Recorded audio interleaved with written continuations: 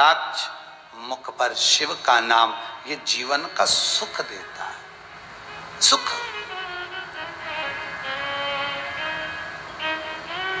एक जब कहीं यज्ञ हो ना, कहीं पर यज्ञ हो रहा हो और आहुतियां छूटने के बाद में आखिरी में जो नारियल का गोला होता है, आखिरी में नारियल का गोला, उसको काटकर उसमें शक्कर भरी जाती है, मिष्ठान भरा जाता है, कपड़े से बांधा जाता है, मौली लपेटी जाती है, पूर्ण आहुति में छोड़ा जाता है। जब वो गोला पक जाए, आहुति का वो गोला जब पूर्ण तरह से पक जाए, ठंडा हो जाए, उस गोले को लेकर आ जाइए। अदालत में कोई केस चल रहा हो, कोई एग्जाम में बैठ रहे हो, कोई जगह पर आप जा रहे हो, उस गोले की भस्म को, आप गोले की भस्म को शंकर को चढ़ाकर उस भस्म को उतार कर रख लो, और जब जब उसकी बिंदी लगाकर, उसको घृत में मिलाकर, जब जब मध्य में लगाकर, आप कई संतों को, कई भगवंतों को मस्तक पर काजल की बिंदी देखते हो, काजल की नहीं होती वो वही उस भस्म की बिंदी जो मस्तक पर लगाई जाती, उसको लगाकर आप जाएंगे, आपको विजयता का भाव होगा, आपके जीवन का आनंद प्राप्त होगा, सुख आपके साथ, सुख आपके साथ।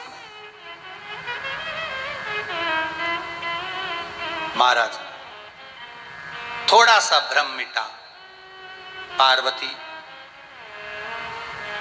शंकर भगवान को पहचान गई, हाथ जोड़कर ब्रह्मदेव ने कहा, इन जीवों के लिए, इन जीवों के लिए आप अपना स्वरूप का दर्शन कराओ। तब देव ऋषि नारद चंद्रभागा नदी के तट पर जाकर कहते हैं, शंकर आपका दर्शन कराओ।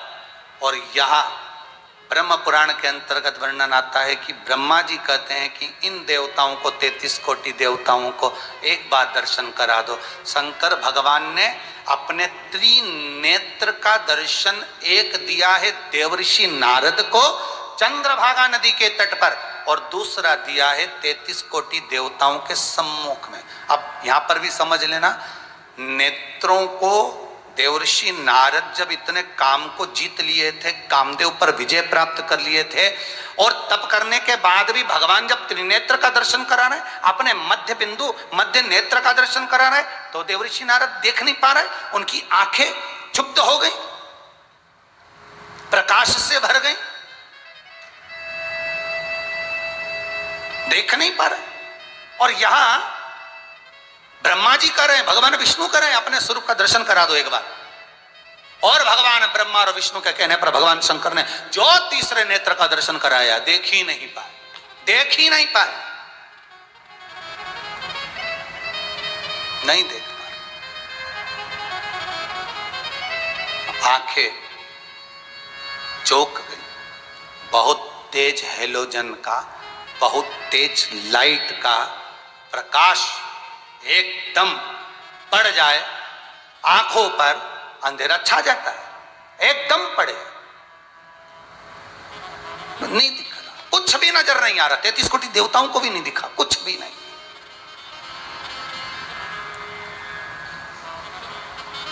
ब्रह्मा और विष्णु बोले, प्रभु आप जब तक नहीं दिखाओगे दुनिया कुछ नहीं देख पाएगी, भले आपने दर्शन दे दिया पर देखे तो सही। अब भगवान कृष्ण ने तो रथ से नीचे उतर कर अपने विराट स्वरूप का दर्शन कराया था, वहीं पर सारे के सारे खड़े थे, भीष्म पितामह भी थे, वहीं पर सारे कौरव थे, वहीं पर सारे पांडव थे, पर किसी को दिखा क्या?